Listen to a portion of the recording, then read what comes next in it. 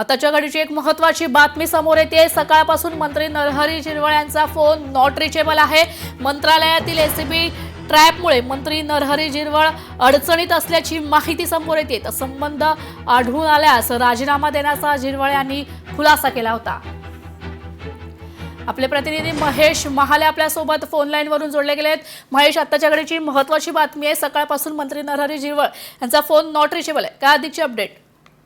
अगदी खरं आहे तेजल, खरं तर सकाळपासूनच मंत्री नरहरी झिरवळ यांचा फोन स्विच ऑफ येत आहे। खरं तर मंत्रालयातील अन्न व औषध प्रशासन विभागाच्या लिपिकाने राजेंद्र ढेरिंगे यांना 35,000 रुपयाची लाच घेताना खरं तर लाचलुचपत प्रतिबंधक विभागाने अटक केलेली होती। यानंतर या चौकशीमध्ये खरं तर झिरवळ यांच्या खासगी पेने पैसे घेण्यास सांगितलं असल्याचा खुलासा त्यांनी केलेला होता।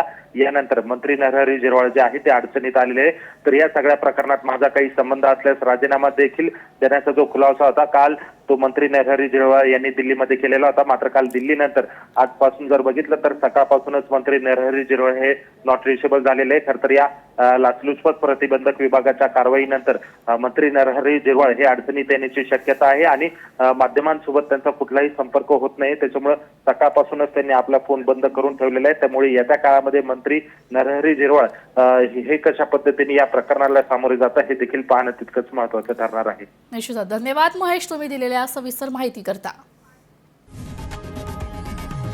लोकशाही मराठी ऐका, पहा, जागरूक रहा।